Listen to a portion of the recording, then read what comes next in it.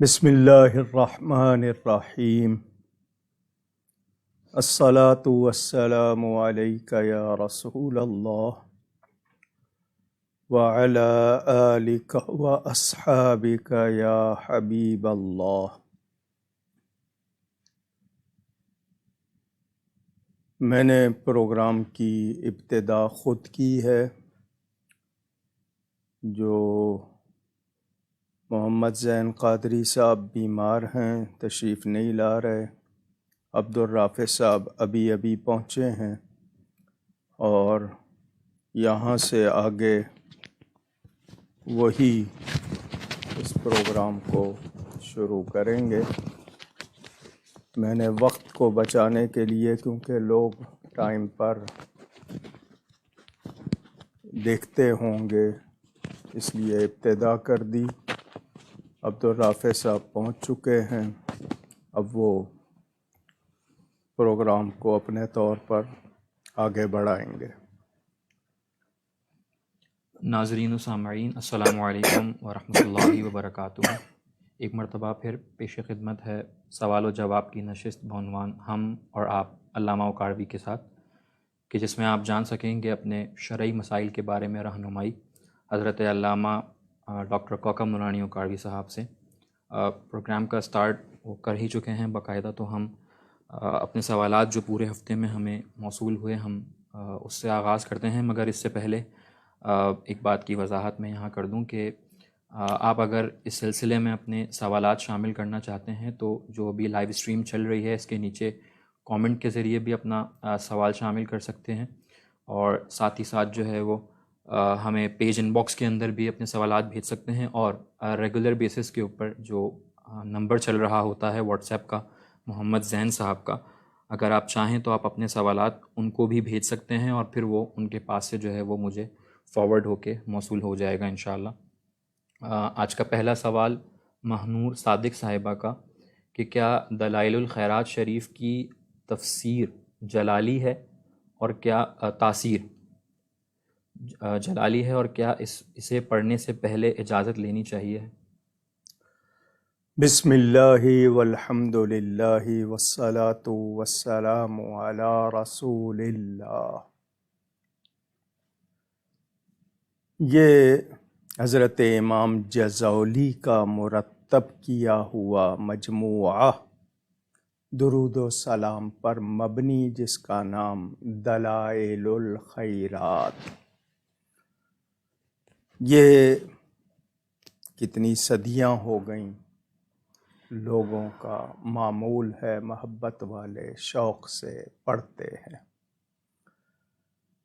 اجازت درود شریف کے لیے نہیں ہوتی، درود شریف پڑھنا، درود و سلام اللہ تعالیٰ کا حکم ہے، ہر مسلمان کو ضرور پڑھنا چاہیے۔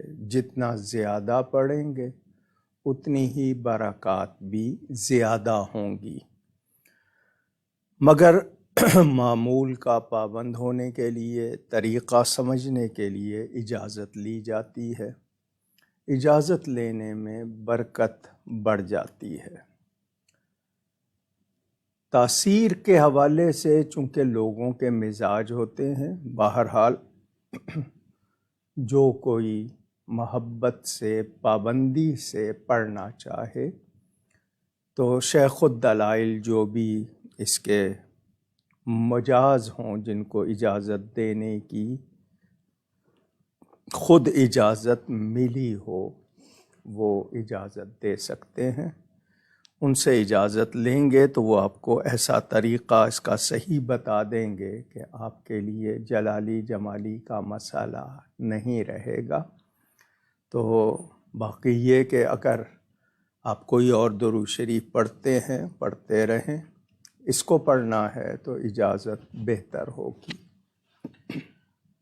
اگلا سوال عادل حسین وارسی صاحب کا، کہ شیخ عبد القادر جیلانی رضی اللہ تعالیٰ عنہ مردوں کو زندہ کرتے تھے، پر یہ معجزہ نبی پاک صلی اللہ علیہ وسلم نے نہیں کیا۔ ایک حدیث ہے جس میں اس طرف اشارہ ہوا کہ والدین کو زندہ کیا، پر وہ کہتے ہیں کہ ضعیف روایت ہے، تو جو معجزہ نبی پاک نے نہیں کیا وہ اللہ کے ولی نے کیا، جبکہ نبی جو ہے وہ ولی سے افضل ہوتے ہیں، تو اس بارے میں رہنمائی فرما دیں۔ سوال کرتے ہوئے آپ کو یہ یاد نہیں رہا کہ ولی سے ظاہر ہونے والی کرامت وہ جس نبی کا امتی ہوتا ہے اسی کے معجزے کی برکت ہوتی ہے۔ حضرت عیسیٰ علیہ السلام مردوں کو زندہ کرتے تھے، قرآن میں موجود ہے۔ نبی کریم صلی اللہ علیہ وسلم نے مردہ انسانیت کو زندہ کیا، بے جان تنے میں جان ڈالی اور اس سے کلام بھی کیا۔ ستون حنانہ کا واقعہ موجود ہے، مگر عام فہم آدمی کے حوالے سے، جو عام فہم کا مطلب یہ کہ سطحی سمجھ رکھنے والا، وہ شاید یہ گمان کرے گا کہ نبی پاک نے ایسا نہیں کیا۔ حضور صلی اللہ علیہ وسلم تمام نبیوں کے سردار ہیں، اور آپ سے معجزات باقی آپ نے کہا کہ حدیث ضعیف، اس حوالے سے ایک بات یاد رکھیے، حدیث میں دو چیزیں ہوتی ہیں، ایک سند، ایک متن۔ سند وہ اتھارٹیز، وہ لوگ جن کے ذریعے آگے پہنچتی ہے، اس نے اس سے سنا، اس نے اس سے سنا، اس کو اسناد کہتے ہیں۔ ایک ہوتا ہے متن، ٹیکسٹ، جو نبی پاک صلی اللہ علیہ وسلم کا ارشاد یا ان کا فعل یا ان کے سامنے ہونے والا کام۔ تو نبی کریم صلی اللہ علیہ وسلم کے ارشاد کو ضعیف نہیں کہتے، سند کو ضعیف کہتے ہیں، یعنی ان سند میں کسی کا حافظہ کمزور ہو، کسی کے نام میں ولدیت میں شبہ ہو، تو اس وجہ سے وہ ضعیف ہوتی ہے، لیکن فضائل میں ضعیف حدیث معتبر ہوتی ہے، اس کو سب مانتے ہیں فضائل میں، اس سے واجب ہونا ثابت نہیں ہوتا کسی چیز کا، لیکن فضائل میں سب اس کو مانتے ہیں۔ نبی کریم صلی اللہ علیہ وسلم میں جو کمال نہ ہو، پھر وہ کمال کیسے شمار ہوگا؟ کمال ہے ہی وہ جو ان کی ذات میں ہے۔ اور متعدد واقعات میں نے آپ سے کہا نا، روح لوٹانا، زندہ کر دینا، لیکن بے جان کو زندگی ادا کرنا، یہ تو اس سے بڑا معجزہ ہے جو میرے نبی پاک صلی اللہ علیہ وسلم سے ظاہر ہوا۔ تو آپ نے جو دھیان نہیں دیا اس بات پہ، تو باقی یہ کہ میں نے ضعیف حدیث کے حوالے سے بھی بتا دیا، اور وہ بھی مختصراً اس حوالے سے متعدد واقعات موجود ہیں، ہم لوگ اس پہ شاید دھیان نہیں دیتے۔ نبی کریم صلی اللہ علیہ وسلم کا ہی فیضان ہے جو ان کی اولیاء، ان کی امت کے اولیاء سے ظاہر ہو رہا۔ اگلے سوالات غلام مصطفیٰ صاحب کے۔ ان کا پہلا سوال یہ کہ روزے کی حالت میں آنکھیں ٹیسٹ کروا سکتے ہیں؟ وہ لوگ آنکھ میں ڈراپس ڈالتے ہیں، اس سے روزے کی صحت پہ اثر تو نہیں ہوگا؟ اور جو آنکھوں کا آپریشن ہوتا ہے، کیا وہ بھی روزے کی حالت میں کروایا جا سکتا ہے؟ ہمارے ہاں دو باتیں ہیں، جوف معدہ اور جوف دماغ۔ کوئی چیز لیکوئڈ جو بھی ہے وہ اگر ان میں جائے گی تو روزہ ٹوٹ جائے گا، یعنی معدے میں جائے یا وہ دماغ میں جائے۔ تو اگر وہ ڈراپس آپ کے اندر ہو کر دماغ تک جاتے ہیں، پہنچتے ہیں، تو روزہ ٹوٹ جائے گا۔ اب اس کے لیے ڈاکٹر سے صحیح بات کی جا سکتی ہے، کیونکہ کوئی چیز ڈالنا جسم کے کسی حصے میں وہ غلط ہے۔ مثلا خون دینے سے روزہ نہیں ٹوٹے گا، مگر خون لگایا جائے گا تو روزہ ٹوٹ جائے گا۔ انجیکشن کے حوالے سے اختلاف ہے، منافذ کی بات کرتے ہیں، لیکن طاقت کے انجیکشن کی کوئی گنجائش نہیں، کوئی ایسا انجیکشن کہ نہیں لے گا موت واقع ہو جائے گی، تو اس میں حالت اضطرار بتائی گئی۔ تو یاد رہے کہ جو چیز جوف دماغ، جوف معدہ تک جاتی ہے، پھر اس سے روزہ ٹوٹ جاتا ہے۔ اب یہ کنفرم کر لیجئے کہ وہ چیز صرف آنکھ تک رہتی ہے، اندر نہیں جاتی، تو پھر اور بات ہے۔ ان کا اگلا سوال یہ کہ میں ہر سال رمضان المبارک میں زکوٰۃ نکالتا ہوں، مگر اس دفعہ کچھ لوگ ہیں جن کو ضرورت ہے، تو میں نے یہ نیت کی ہے کہ میں رمضان سے پہلے زکوٰۃ ادا کر دوں گا۔ پوچھنا یہ ہے کہ اگر سونے کا دام رمضان المبارک میں بڑھ جاتا ہے تو کیا اس رقم یعنی جو اضافی رمضان المبارک میں ہو جائے گی اس کی بھی زکوٰۃ ادا کرنی ہوگی؟ جو آپ نے حساب کر لیا، ابھی نہیں کیا ہے حساب، کیونکہ آپ کہہ رہے ہیں رمضان میں کرتے ہیں، آپ اس سے پہلے جو زکوٰۃ دے رہے ہیں وہ رقم جتنی آپ نے ادا کر دی وہ رقم آپ شمار کیجئے جو ادا کر دی۔ جب آپ حساب کریں گے جو بنے گی اس میں سے وہ رقم نکالیے، ریٹ کی بات نہ کیجئے۔ مثلاً آپ نے 100 روپیہ آج زکوٰۃ دے دی، حساب کیا آپ نے رمضان میں آپ کی زکوٰۃ بنی 500 روپیہ، تو اس میں سے وہ 100 روپیہ نکال دیجیے گا، جتنی رقم بنے گی وہ حساب آپ کا بعد میں جو ایڈوانس آپ دیتے ہیں، جتنی رقم دے دیتے ہیں وہ رقم نکالی جائے گی۔ میرا خیال بات آپ کو سمجھ آ گئی ہوگی۔ اگلا سوال سرفراز اختر صاحب کا کہ اگر فجر کی سنت نہ پڑھی ہو تو کیا فرض کے بعد پڑھ سکتے ہیں؟ نہ پڑھنے کی 2 صورتیں ہیں کہ آپ مسجد پہنچے اور جماعت کھڑی ہوئی ہے، تو آپ نے کہا میں سنت پڑھوں گا تو جماعت نکل جائے گی، یا یہ کہ آپ مسجد جاتے ہوئے پہنچے، دیر سے گھر سے پڑھ کے نہیں گئے، وہاں پہنچے موقع نہیں ملا، یا آپ اٹھے اس وقت ہیں کہ اب ٹائم بہت کم ہے، صرف فرض پڑھ لیے، تو آپ اس صورت میں سورج نکلنے کے بعد سنتیں پڑھیں گے۔ اگلے سوالات رمشا صاحبہ کے، ان کا پہلا سوال یہ کہتی ہیں ان کی والدہ کے حوالے سے کہ ان کی عمر 50 سال سے اوپر ہے اور شوگر اور بی پی کی پیشنٹ ہیں، تو انہیں کھانسنے کی یا چھینکنے کی وجہ سے جو ہے وہ پیشاب کے چند قطرے آ جاتے ہیں، ڈاکٹر سے علاج بھی کروایا ہے مگر یہ مسلسل ان کو رہتا ہے، اور نماز کے دوران تو گھر پر جب اس طرح کی کوئی کیفیت ہوتی ہے تو وہ دوبارہ وضو کر لیتی ہیں، لیکن اب وہ جو ہے وہ عمرے پر جانا چاہ رہی ہیں، تو اگر طواف کے دوران ایسا ہو جائے تو کیا کیا جائے؟ میں نے اس مسئلے کو پہلے بھی بیان کیا ہے، ہوا خارج ہونا، پیشاب کے قطرے چلتے رہنا، اگر یہ مسلسل ہوتے ہیں، یہ نہیں ہے کہ اس میں لمبا وقفہ ہو جاتا ہے 6-8 گھنٹے کا، 4 گھنٹے کا، مسلسل ہوتے ہیں، اس کا حکم اور ہوگا۔ کبھی کبھار ہوتے ہیں تو اس میں آپ کو وہی حکم ہے کہ آپ کو پاک ہونا ہے۔ مثلاً انہوں نے وضو کر لیا، اب وہ احتیاط کریں، طواف کرتے ہوئے اگر قطرے نکلے اور اس کے بعد 1 گھنٹے تک نہیں نکلے تو یہ نہیں ہوگا کہ وہ معاف ہو جائیں گے، ان کو وہ کپڑے بھی پاک کرنے ہوں گے، وضو بھی جہاں جہاں پیشاب لگا یا کپڑے پہ لگا یا بدن پہ لگا وہ صاف کرنا ہوگا اور دوبارہ کرنا ہوگا۔ اگر مسلسل ہوتا ہے تو وہ الگ کپڑا رکھیں، احتیاط کریں، اس حالت میں وہ ایک یعنی نماز پڑھنی ہے تو پڑھ لیں، طواف کے حالت میں وہ احتیاط کر لیں جتنا، لیکن یہ کہ ناپاکی میں وہ نہیں ہو سکے گا۔ ان کا اگلا سوال یہ کہ میں اپنے والدین کی اکلوتی اولاد ہوں، میرے والد صاحب اپنی زندگی میں مجھے ہر چیز کا مالک بنانا چاہ رہے ہیں، کاروبار کا بھی، لیکن میں چاہتی ہوں کہ میرے مالک بننے کے بعد بھی میرے والد صاحب جیسے ابھی کاروبار دیکھ رہے ہیں، لوگوں کی مدد کرتے ہیں، ویسے ہی کرتے رہیں، میری اس بارے میں رہنمائی فرما دیں۔ زندگی میں اگر وہ کسی کو کہتے ہیں کہ میرے بعد یہ سب تمہارا ہوگا تو اس کہنے سے وہ مالک نہیں ہو جائے گا۔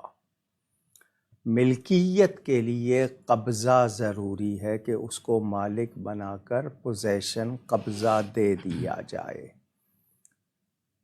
وہ قبضہ دے دیں تو آپ مالک ہوں گی، قبضہ نہیں دیا، صرف کہا یا لکھا تو اس سے آپ مالک نہیں۔ اور اگر کوئی ان کا ایسا نہیں ہے جس کو جانا ہے، مثلاً آپ کی والدہ ہو سکتی ہیں، والدین حیات ہیں، وہ آپ کے نام سب کچھ کر کے آپ کو قبضہ دے دیتے ہیں، لیکن آپ ان سے کہتی ہیں کہ اپنے طور پر چلاتے رہیں، وہ اور بات ہے۔ لیکن جب تک وہ آپ کو قبضہ نہیں دیتے، مالک بنا کر قبضہ نہیں دیتے، وہ انہی کا شمار ہوگا، بھلے انہوں نے کہا ہو۔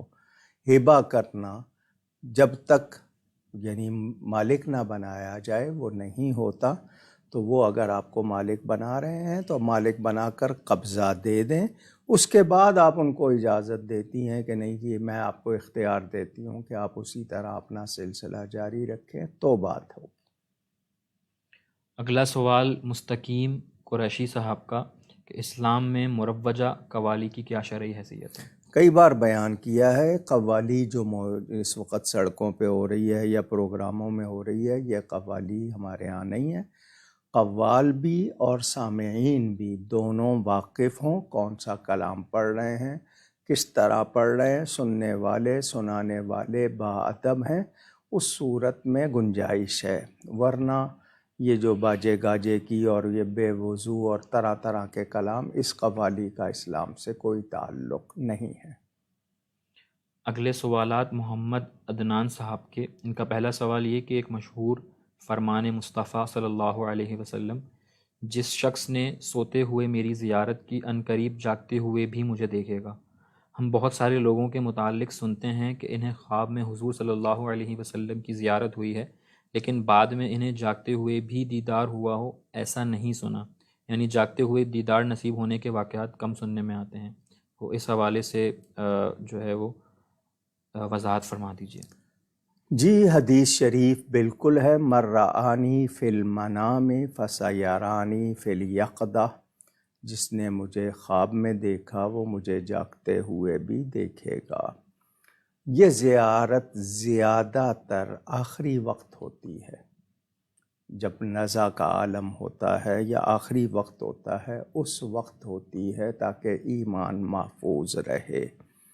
متعدد واقعات ہیں، آپ کے سننے میں نہیں آئے، میں نے تو خود اپنی آنکھوں سے یہ چیز دیکھی ہے اپنے والد صاحب قبلہ کے حوالے سے اور دوسروں کی دیکھی ہے۔ تو زیادہ تر یہ، اور پھر چونکہ وہ بیان نہیں ہو پاتی، وہ بیان نہیں کر پاتے، تو ایسا نہیں ہے، میرے نبی صلی اللہ علیہ وآلہ وسلم کا فرمان سچا ہے۔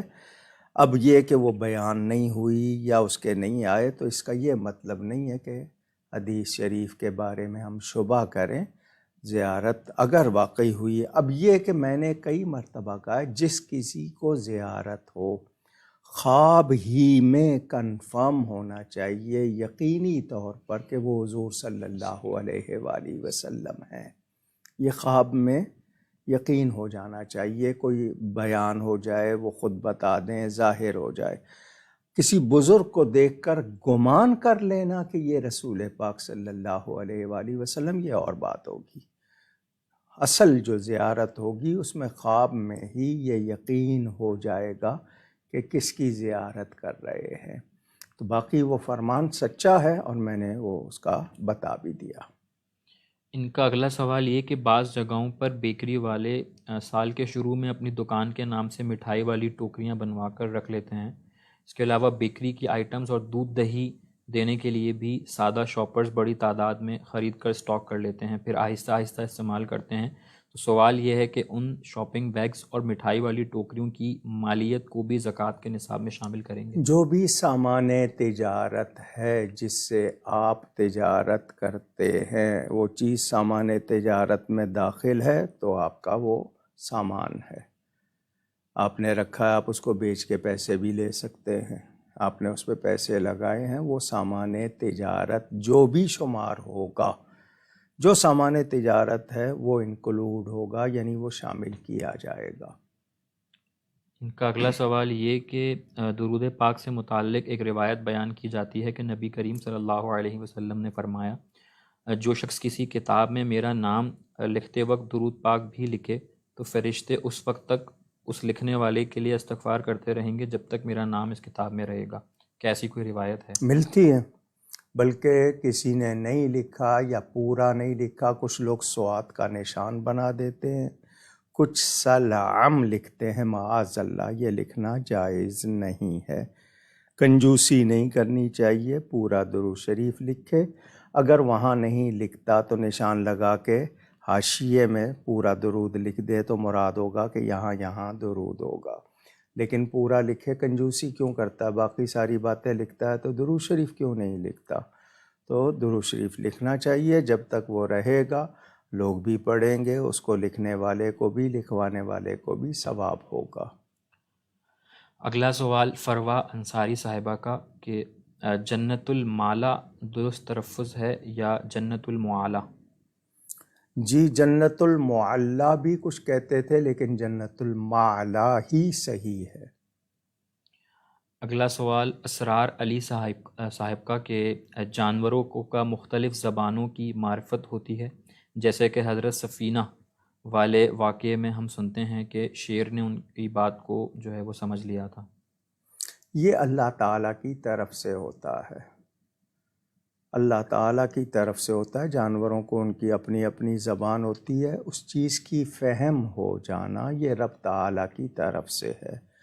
ہم میں سے عام آدمی اگر کلام کرے تو نہیں، لیکن قرآن کے الفاظ ہوں، حدیث شریف ہو یا نسبت یا صاحب وہ صحابی تھے تو ان کی بات کو سمجھا۔ جانوروں کے حوالے سے حضرت ابن عمر کا واقعہ، انہوں نے شیر کا کان پکڑ کے اس کو کیا تھا، تو یہ اللہ کی طرف سے فہم ہوتی ہے، وہ اس کو سمجھتے ہیں۔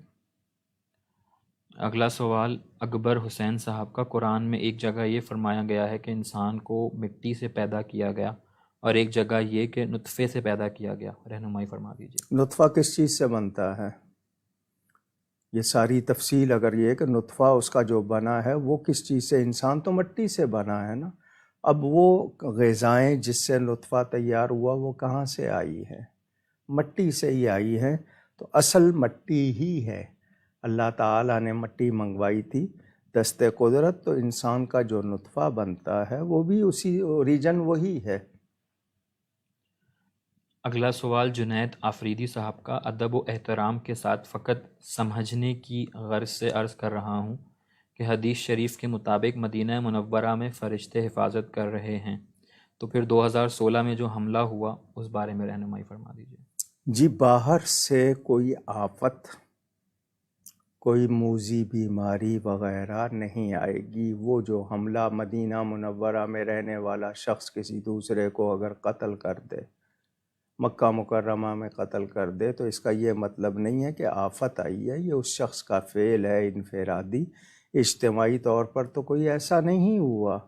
اب وہ جس نے شرارت کی ہے، تو امن سے مراد کیا ہے کہ وہاں پر بلا نہیں آئے گی، فتنے اس طرح نہیں آئیں گے، یہ مراد ہے۔ لیکن لوگ وہاں جو رہتے ہیں معاذ اللہ، ہم ان کے لیے وہ لفظ نہیں کہتے، وہ بھی کوئی گناہ اگر کرتے ہیں، خطائیں اگر ان سے ہوتی ہیں، تو اس کا کیا مطلب ہوگا؟ اب یہ ہے کہ اور کیا کیا ہونے لگ گیا ہے وہاں، تو مراد جو حدیث شریف کی ہے وہ فتنوں کے اور بلاؤں کے حوالے سے ہے، شیطانی اثرات۔ باقی یہ کہ لوگوں کا عمل کسی کا ہے، تو اس حوالے سے اب حضور صلی اللہ علیہ وسلم کا یہ بھی تو ارشاد ہے کہ میرے ممبر پر بندر ناچیں گے۔ مدینہ منورہ کو جس طرح ویران کیا جائے گا وہ بھی حوالے ملتے ہیں۔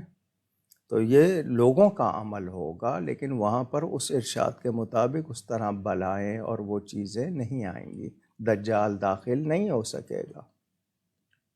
اگلا سوال فیاض احمد صاحب کا کہ کیا کسی ایسے شخص کو بیٹی کی شادی کے لیے زکوٰۃ دی جا سکتی ہے جو گورنمنٹ ملازم ہو، جاب کے بعد اپنی گزر بسر کے لیے پرائیویٹ کام بھی کرتا ہو، لیکن انکم اتنی ہے کہ بس گزارا ہو رہا ہو اور ٹھیک ہو رہا ہو، لیکن ان کی بچت کوئی نہیں، نہ ہی وہ صاحب نصاب ہے۔ اب اس کی بیٹی کی شادی ہے مگر ان کے پاس اتنا زیادہ نہیں کہ وہ خرید سکیں، مگر ہاں انہوں نے ایک کمیٹی ڈالی ہوئی ہے جو ان کو بعد میں ملے گی، اور کمیٹی تقریباً 2 لاکھ روپے کی مالیت کی ہے، تو اس بارے میں بتا دیجیے۔ اگر وہ جس وقت 1 سال کے درمیان، مثلا ایک شخص کے پاس 1,00,000 روپیہ روز آتا ہے مگر شام کو ہی ختم ہو جاتا ہے یا خرچ ہو جاتا ہے، تو لازمی بات ہے اس کو کتنا بھی مل جائے اس کے پاس جمع نہیں ہو رہا ہے، زکوٰۃ نہیں ہوگی۔ تو یاد رہے کہ جو صاحب نصاب نہیں ہے اور ضرورت مند ہے، اس کے پاس اگر اتنا ایک وقت میں موجود ہے جس سے 52.5 تولے چاندی آ جاتی ہے یا اس کے برابر رقم، یا اور چیزیں اس کے پاس ایسی ہیں کہ ملا کر اس کو پہنچ جاتی ہیں، تو پھر اس کو زکوٰۃ نہیں دی جائے گی۔ اس کی بیٹی اگر وہ نہیں ہے، وہ بیٹی کو دے دی جا سکتی ہے اگر وہ نہیں ہے، لیکن اس شخص کے بارے میں یہ ہے کہ اس نے پیسے کہیں رکھوائے ہوئے ہیں اور اتنی مالیت ہو گئی ہے اور اس پہ سال گزر گیا ہے، تو پھر یہ ہے کہ وہ صاحب نصاب تو ہو گیا، لیکن یہ ہے کہ وہ ابھی نہیں ہوا، سال نہیں گزرا ہے اور ضرورت ہے۔ تو اب کسی کے پاس اپنا مکان بھی ہے، گاڑی بھی ہے، لیکن اس کے باوجود اس کے پاس اتنا نہیں ہے مال کہ وہ صاحب نصاب ہو تو وہ مستحق ہے تو اس کو دی جا سکتی ہے. مگر اس میں چونکہ کمیٹی کا بھی ذکر آیا، اب یہ کہ اگر کوئی سونا بنا لیا بھلے تھوڑا سا، کوئی چاندی یا کوئی اور زیور بنا لیا تو وہ بھی شمار ہوگا، تو دیکھ لیا جائے، ورنہ اس بیٹی اگر وہ ہے تو اس کو دے دی جائے اگر وہ مستحق ہے تو. اگلے سوالات راحیل امین صاحب کے. ان کا پہلا سوال یہ کہ بد مذہب 15 شعبان کو نوافل اور روزے کے حوالے سے اعتراض کرتے ہیں، اس بارے میں وضاحت فرما دیں. ان سے کس نے کہا ہے رکھنے کو؟ جو نہیں مانتے ان سے کس نے کہا ہے رکھنے کو؟ یہ تو ماننے والوں کو کہا گیا ہے، ایمان والوں کو کہا گیا ہے. جن کے عقیدے درست نہیں ہیں ان کو کب کہا گیا ہے؟ جب ان کے عقیدے ہی درست نہیں تو ان کا اس رات سے کیا تعلق؟ ابن ماجہ میں مولا علی کرم اللہ تعالی وجہ الکریم کی روایت موجود کہ رات کو جاگو اگلے دن روزہ رکھو. اس کے باوجود اعتراض کرتے ہیں تو کریں. یہ تو ایمان والوں کو کہا گیا، اور ایمان والے مانتے ہیں، جاگتے ہیں، نیکی کرتے ہیں. نیکی سے روکنے والوں کے لیے تو یہ ذکر نہیں ہے. ان کا اگلا سوال یہ کہ کچھ بد مذہب یہ اعتراض کرتے ہیں کہ ہم بریلوی حضرات حضرت ابوبکر صدیق کا وہ خطبہ نہیں پڑھتے کیونکہ اس میں نبی پاک صلی اللہ علیہ وسلم کے وصال کا ذکر ہے. اس بارے میں بتا دیجیے. جی کس نے کہا نہیں پڑھتے، یا ہماری کس کتاب میں نہیں لکھا؟ حدیث کی، تفسیر کی، یا سیرت کی، یا کسی نے اور کمپائل کی ہے، مرتب کی ہے؟ کہاں نہیں لکھا. لیکن کیا حضرت ابوبکر صدیق کا وہ فرمان تمہیں یاد نہیں ہے کہ میرا جنازہ پڑھ چکو تو میری میت کو حجرہ رسول کے سامنے لے جانا اور کہہ دینا آپ کا یار غار حاضر ہے؟ ان کو یہ سمجھ نہیں آتی. ایک فرمان، وہ فرمان قرآن کی آیت انہوں نے پڑھی تھی. حضور صلی اللہ علیہ وسلم کے لیے ہم ایک لمحے کے لیے قانون قدرت کے مطابق وہ مانتے ہیں، لیکن وہ ایک لمحے کے لیے، اس کے بعد ان کی حیات اسی طرح ہے. تو آپ اگر یہ کہنا چاہتے ہیں کہ حضرت ابوبکر یہ عقیدہ رکھتے تھے کہ نبی پاک معاذ اللہ ختم ہو گئے، تو ان کا ایسا عقیدہ آپ کبھی بھی ثابت نہیں کر سکیں گے. ان کا اگلا سوال یہ کہ اگر کوئی عورت قبرستان جائے اپنے عزیز کی قبر پر اور کوئی جزا فضا نہ کرے، صرف کچھ پڑھ کے ایصال کر دے، تو کیا اس کا جانا جائز ہوگا؟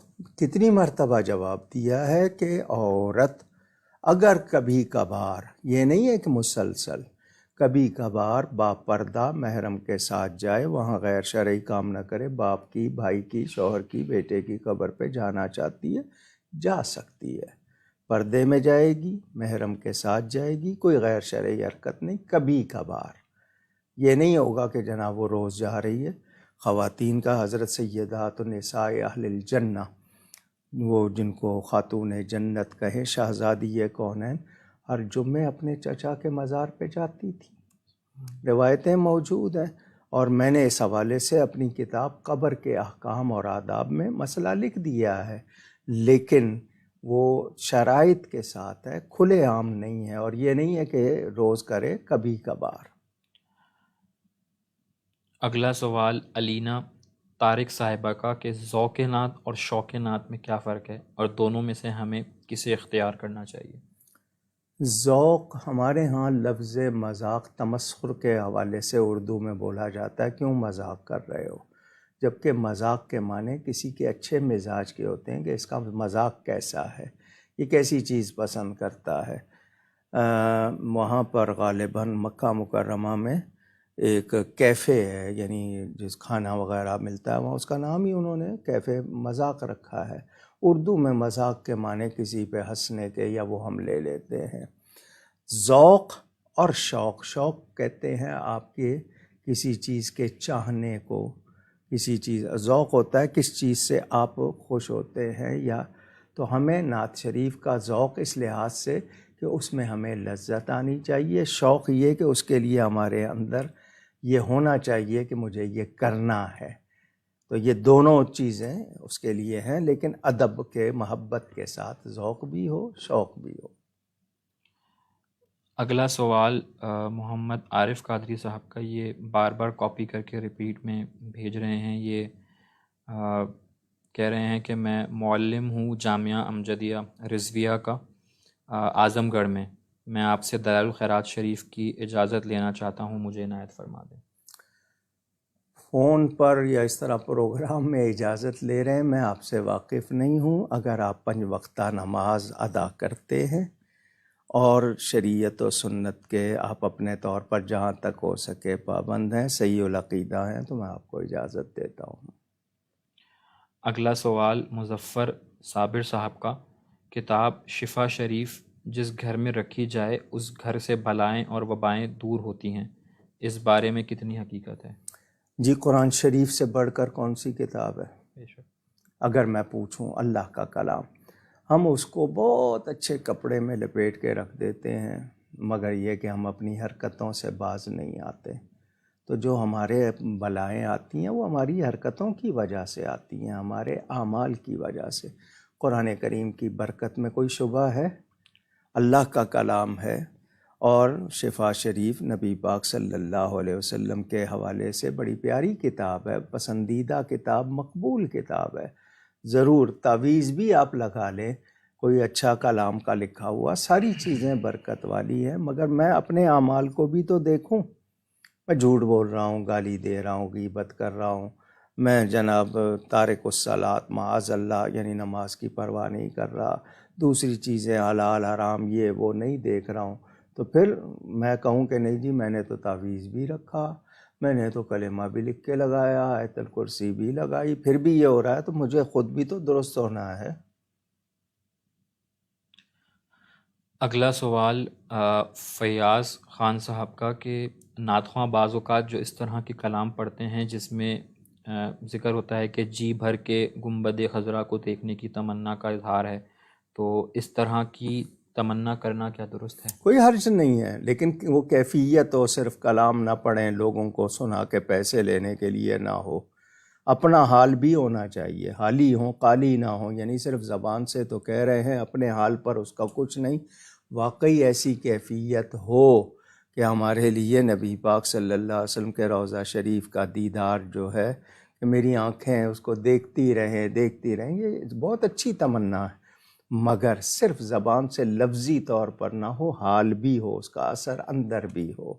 اگر صرف لوگوں کو سنانے کے لیے کہ نہیں جی وہ لوگوں میں شوق آئے تو نہیں، وہ خود بھی اپنا حال اس کا ہو. اور جو ہمارے نعت خوان الا ماشاء اللہ سب ایک جیسے نہیں ہیں، ٹوپیاں نہیں اوڑھتے، داڑیاں نہیں رکھتے، نماز کی پابندی نہیں کرتے، لباس کیسا پہنتے. میں نے تو ہمیشہ ایک ہی بات کی ہے کہ نعت پڑھنے والا اس طرح نعت پڑھے کہ میں حضور کے سامنے کیسے پڑھوں گا، اسی انداز کو، اسی لہجے کو، اسی طرح کے کلام کو اختیار کرے. لیکن یہ سب چیزیں آج کل کمرشلائز ہوئی ہوئی ہیں. اللہ تعالی اصل تک، حقیقت تک پہنچائے اور خطائیں معاف فرمائے. اگلا سوال فروا انصاری صاحبہ کا. کیا اگر شوہر راضی نہ ہوا تو بیوی جنت میں نہیں جائے گی؟ جی، اس کے راضی ہونے کا مطلب محض اگر ضد کی وجہ سے یا کوئی اور شرعی وجہ ہے اور وہ نافرمان رہی ہے، اس بارے میں کہا جا سکتا ہے کہ وہ وہاں پر اس کو ایمان والے بالآخر جنت میں جائیں گے. یہ ذہن میں رکھیں. ہماری جو لغزشیں، خطائیں، ان کے لیے سزا کا مرحلہ اللہ معاف کر دے تو کر دے، نہیں تو ان سے گزرنا ہوگا. ایمان والے ہیں تو بالآخر جنت میں جانا ہے، یہ تو طے ہے. ایمان شرط ہے. اعمال میں اگر کمزوری ہے تو وہ اس کی وجہ سے اللہ چاہے بغیر سزا کے معاف کر دے، اللہ چاہے سزا دے، مگر ناراضی کی وجہ وہ بھی متعین ہونی چاہیے کہ وہ شرعی وجہ ہے یا محض مزاج کی وجہ ہے. تو اللہ تعالیٰ سے کسی کا حال نہیں چھپا ہوا. تو اب یہ کہ نوعیت کیا ہے اس کے حوالے سے رب فیصلہ کرے گا. اگلا سوال عطائے رسول صاحب کا میاں سے. وہ کہتے ہیں کہ میں پلمبر کا کام کرتا ہوں، کسی صاحب کے گھر پہ کام کرنے جائیں تو وہ مزدوری بہت کم دیتے ہیں اور سامان کا بل پورا دیتے ہیں.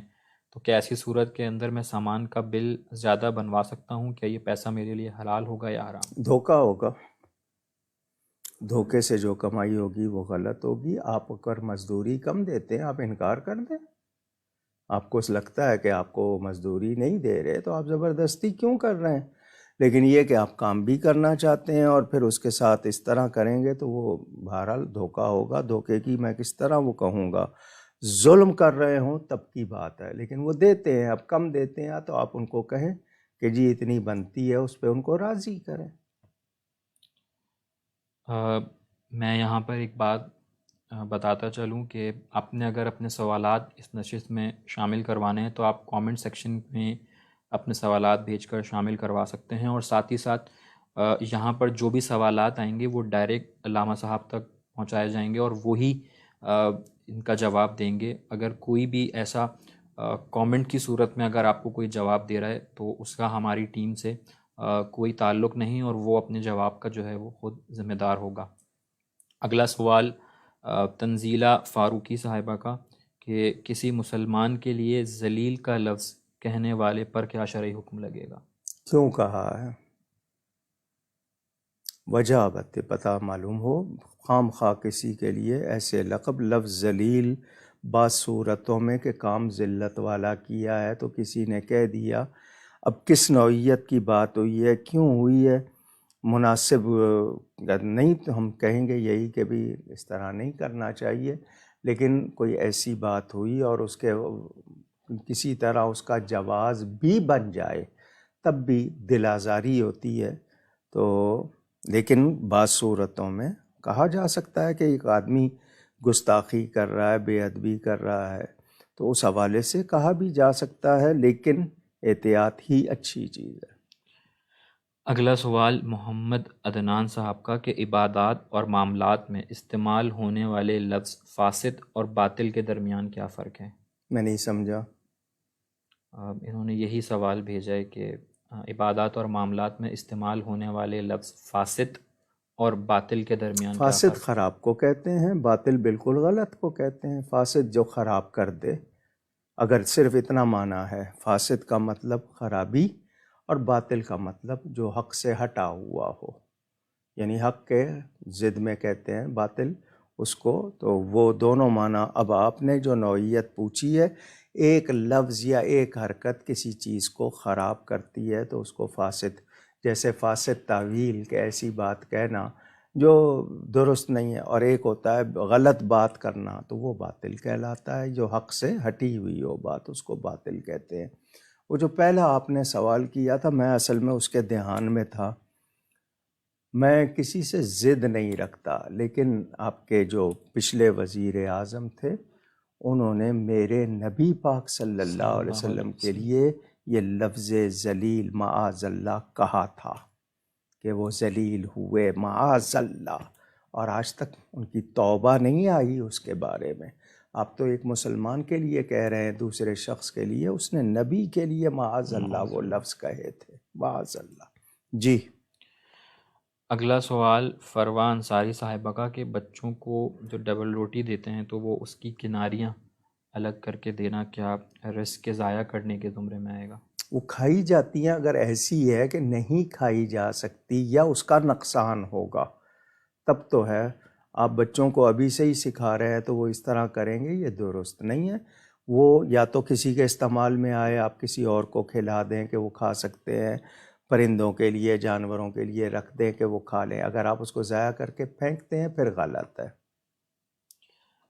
اگلا سوال محمد حمید الدین الوی صاحب کا دوحہ قطر سے کہ اگر ایک شخص صاحب نصاب یعنی اس کی تاریخ جو ہے وہ رجب المرجب ہے جبکہ اس کی زوجہ صاحب نصاب جب ہوئیں تو وہ مہینہ زکوٰۃ شریف کا تھا، دریافت طلب امر یہ ہے کہ کیا شوہر اپنی بیوی کی جانب سے بننے والی زکوٰۃ کو اپنے مال نصاب پر واجب زکوٰۃ کے ساتھ ادا کر سکتا ہے یا بیوی کی زکوٰۃ ماہ زکوٰۃ شریف کی مقررہ تاریخ پر ہی دینا جو ہے وہ واجب ہوگی؟ کتنا آسان طریقہ ہے. اگر آپ اکٹھے دینا چاہتے ہیں تو جتنے مہینے اس کے کم یا زیادہ ہیں ان کی زکوٰۃ وہ اس رقم میں سے الگ کر لیں.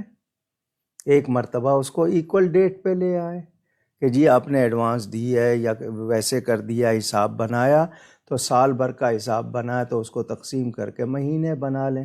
اتنے مہینے جتنے کم ہیں اس کی زکوٰۃ اس وقت دے کے آپ کر لیں تو آپ دونوں کا اکٹھا ہو جائے گا. لیکن اس پہ سال گزرنا چونکہ شریعت کا حکم ہے تو وہ سال سے ہی بنے گی. آپ اس تاریخ کو آپ اکٹھا کرنا چاہتے ہیں تو اتنے مہینوں کا سال بھر کی زکوٰۃ بنی نا، اب اس سال بھر کی زکوٰۃ مثال کے طور پر 100 روپیہ بنی ہے، اس کو 12 مہینے پہ تقسیم کر دیں، آپ کے سامنے ایک مہینے کی رقم آ جائے گی۔ تو آپ کی رجب اور ذیقعاد میں جتنے مہینے، اس کے بعد شعبان، رمضان، شوال، یہی ہے نا 3 مہینے، تو 3 مہینے کی رقم آپ اس کی الگ سے ادا کر کے تاریخ اکٹھی کر لیں۔ اگلا سوال ربیہ صاحبہ کا کہ جس طرح دنیا بھر میں مختلف جگہوں کے اوپر قرآن شریف کی بے حرمتی کی جاتی ہے اور دیگر مقدسات کی جو توہین کی جاتی ہے، تو اس حوالے سے بحیثیت مسلمان ہمیں کیا کرنا چاہیے؟ جی، جب بھی یہ موقع آتا ہے بتاتا ہوں آپ کو، ہمیں غیرت ایمانی کا صحیح مظاہرہ کرنا چاہیے۔ صرف ریلی نکال دینا یا جلوس نکال دینا وہ اپنی جگہ، مگر کیا ہم اس کے بعد خاموش ہو جائیں؟ ہمیں مسلسل کوشش کرنی ہے کہ ایسے واقعات کرنے کی ان کو دوبارہ جرأت نہ ہو۔ میں اس موقع پہ بار بار کہتا ہوں، پتہ نہیں آپ کو برا نہ لگتا ہو، ہم خود قرآن کے ساتھ کیا سلوک کرتے ہیں۔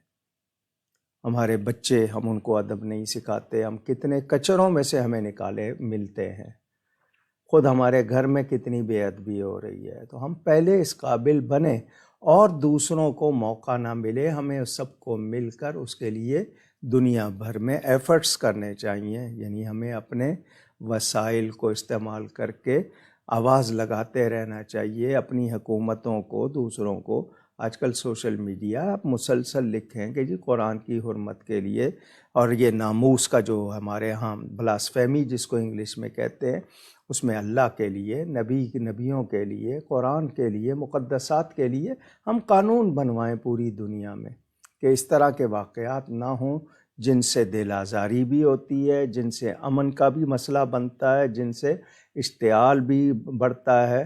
تو اس کے لیے ہمیں پورا کردار جو ہو سکتا ہے، زبان بھی اور خرچہ کر کے بھی اور ہاتھ سے بھی، کیونکہ تینوں چیزیں بیان کی نا، ہاتھ سے روک سکتے ہو تو ہاتھ سے روکو، یہ کام حکومتوں کا ہے کہ وہ پاور والے ہیں، پھر زبان سے کہنے والے تمام علماء، اسکالرز، اور جو بالکل کمزور ہیں عام عوام، ان کو یہ ہے کہ دل سے برا سمجھیں، لیکن جتنا مجھ سے ہو سکتا ہے مجھے کرنا ہے۔ واقعہ ہوتا ہے، ہم 4 دن کرتے ہیں، اس کے بعد خاموش ہو جاتے ہیں، تو وہ ہماری حرارت ایمانی کو پھر ٹیسٹ کرتے ہیں۔ تو ہمیں اس کے لیے مسلسل کوئی باقاعدہ پروگرام کر کے اپنی حکومتوں کو مجبور کرنا ہے کہ دنیا میں عالمی قوانین کی عدالتیں موجود ہیں، ان سے یہ قانون منظور کروائیں اور اس پر عمل کروانے کے لیے دباؤ رکھیں۔ لیکن یہ کہ ہمارے چونکہ سارے بھکاری ہوتے ہیں، ان کے اندر جرأت نہیں ہوتی، معذرت خانہ لہجہ ہوتا ہے۔ اللہ تعالی ہمیں معاف کرے، ہم انہی چیزوں کی تو سزا بھگت رہے ہیں کہ ہماری غیرت ایمانی پتہ نہیں کہاں چلی گئی ہے۔ اور ان کا اگلا سوال یہی کہ کیا ناخن کاٹنے کے بعد نالی میں بہائے جا سکتے ہیں؟ جی، حکم ان کو دفن کرنے کا ہے۔ آپ کے بال اور آپ کے ناخن، آپ ان کو دفن کریں۔ گندی نالی میں بہانا اچھا عمل نہیں ہے، تو ان کو کہیں دفن کریں، یا آپ ان کو جس طرح کہا گیا ہے سمندر میں بہانے کی اور بات ہے، لیکن دفن کریں یا سمندر میں بہائیں، گندی نالی میں نہیں۔ اور یہ آج کی نشست کا آخری سوال ہوگا، کیونکہ ہمارے پاس نہ تو لائیو اسٹریمنگ کے ذریعے کوئی سوالات آ رہے ہیں، اور جو پورے ہفتے میں ہمیں موصول ہوئے تھے ہم وہ بھی پورے کر چکے ہیں۔ عبدالمتین رضوی صاحب کا انڈیا سے کہ امام اعظم ابو حنیفہ رحمۃ اللہ تعالی علیہ کی زندگی کا ہر باب عمدہ، بہترین اور حسن اخلاق سے بھرپور ہے، مگر جو آپ کو سب سے زیادہ پسند اور متاثر کرنے والا ہو، اس پر روشنی ڈال دیجیے۔ میں نے چونکہ پروگرام شروع ہی کیا تھا تو عبدالرافع صاحب تشریف لے آئے، ورنہ ابتدا میں بات کرنی تھی کہ مہینہ شروع ہوا ہے شعبان المعظم کا، ترتیب میں یہ 8واں مہینہ، محرم پہلا ہے تو شعبان 8واں مہینہ۔ میرے پیارے نبی پاک صلی اللہ علیہ وآلہ وسلم نے اس کو اپنا مہینہ فرمایا۔ فرمایا رجب اللہ کا مہینہ، شعبان میرا مہینہ، اور رمضان میری امت کا مہینہ۔ نبی کریم صلی اللہ علیہ وآلہ وسلم کے ارشاد کے مطابق جب یہ شعبان ان کا مہینہ ہے تو ایک مومن کے دل میں اس مہینے کے لیے کتنی عزت ہوگی، کتنا اس میں اس کو پیار آئے گا کہ یہ نبی پاک نے اس کو اپنا مہینہ فرمایا ہے۔ اس مہینے میں بھی مقدس واقعات، اور چونکہ اس میں خیر بہت زیادہ پھیلی ہوئی ہوتی ہے، جس کو شعبان کے حوالے سے کہا گیا، بھلائی نیکی خوب پھیلی ہوتی ہے۔ حضور صلی اللہ علیہ وسلم کثرت سے اس مہینے میں روزے رکھتے تھے، سوائے چند دن چھوڑ کے پورا مہینہ شعبان کا بھی روزے میں گزارتے تھے، جیسا کہ روایتوں میں ہے۔ اسی مہینے کی 15ویں شب، 14 کا دن گزاریں گے تو جو رات آئے گی 15ویں، کیونکہ اسلام میں رات پہلے ہے، نصف شعبان، اس کو ہمارے ہاں شب براءت کہا جاتا ہے۔ لیلۃ المبارکہ، لیلۃ الصق، لیلۃ الرحمہ، لیلۃ البراءت، یہ جہنم سے رہائی کی رات ہے، اور حکمت والے امور اس رات میں اگلے سال کے لیے طے پا جاتے ہیں۔ کس نے زندہ رہنا ہے، کس نے نہیں، کس نے حج کرنا ہے، کس نے نہیں، یہ سب اس میں طے پا جاتے ہیں، جیسا کہ سورہ دخان کی ابتدائی آیات میں ہے۔ اکثر لوگ اس کی 8 آیتیں مسلسل پڑھتے ہیں اس مہینے میں برکت کے لیے۔ بہرحال قرآن تو روز پڑھنا چاہیے، پوری سورت پڑھی جائے تو اور مبارک ہے۔ اسی مہینے میں شہزادہ کونین، فخر کونین، حضرت سیدنا امام حسین رضی اللہ تعالی عنہ، ان کی ولادت بھی ہوئی۔ روایتوں میں 3 شعبان کا بھی ذکر، شاید کچھ میں 5 شعبان کا بھی ذکر بتایا جاتا ہے۔ اسی مہینے کی 2 تاریخ آیت درود و سلام کے نزول کی تاریخ بتائی گئی ہے۔ یہ آیت ان اللہ و ملائکتہ یصلون علی النبی، یہ آیت اسی مہینے کی 2 تاریخ بتائی گئی کہ اس میں نازل ہوئی ہے۔ اسی مہینے میں حضرت سلطان العارفین بایزید بسطامی رضی اللہ تعالی عنہ، ان کا عرس بھی ہے۔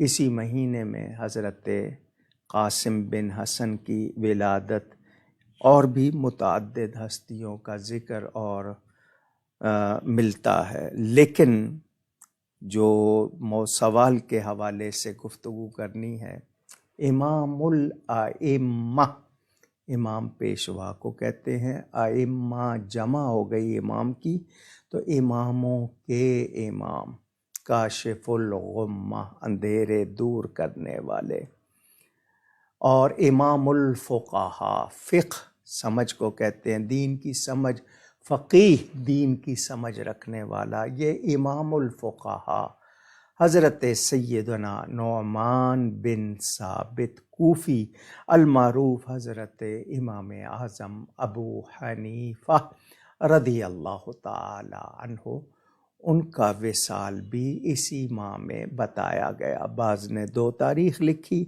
تاریخ کے بارے میں اختلاف ہو سکتا ہے، لیکن اسی ماہ میں ان کی وفات اور شہادت ہوئی۔ انہیں زہر دیا گیا تھا، جیل میں تھے۔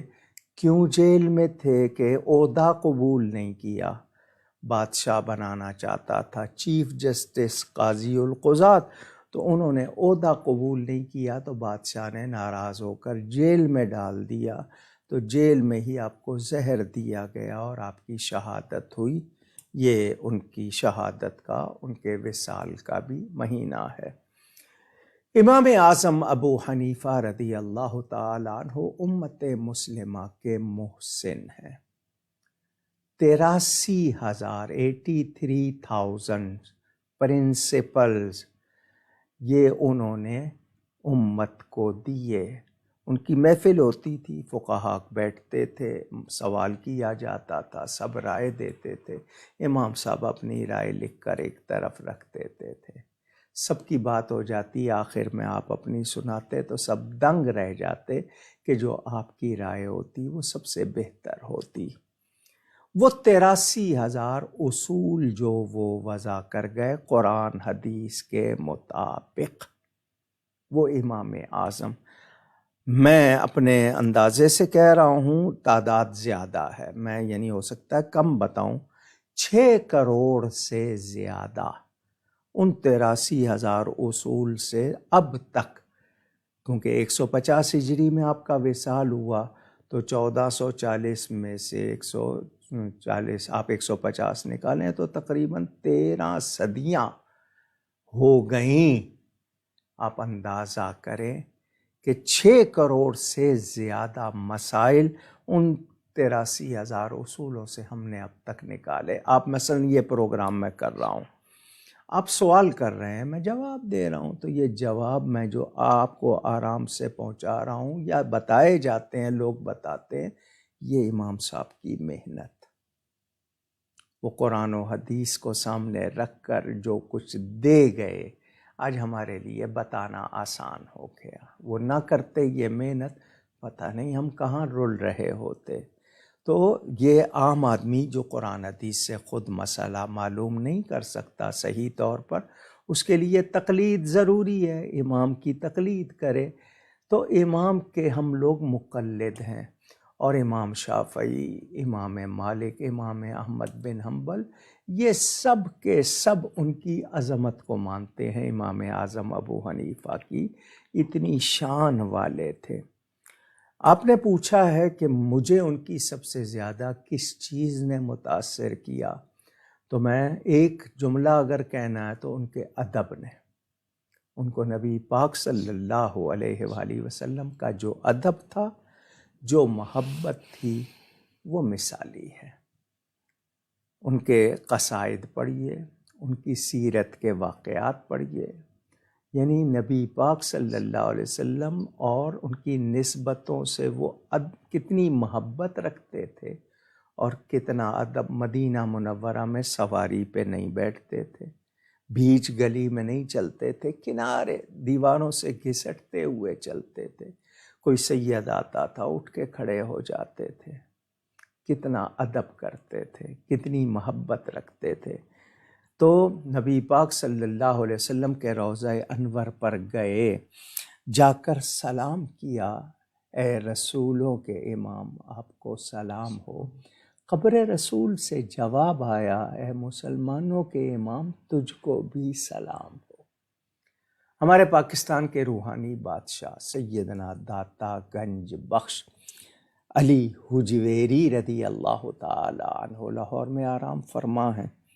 وہ فرماتے ہیں، میں سوچ رہا تھا 4 امام ہیں، چاروں میں سے میں کس کا مقلد بنوں۔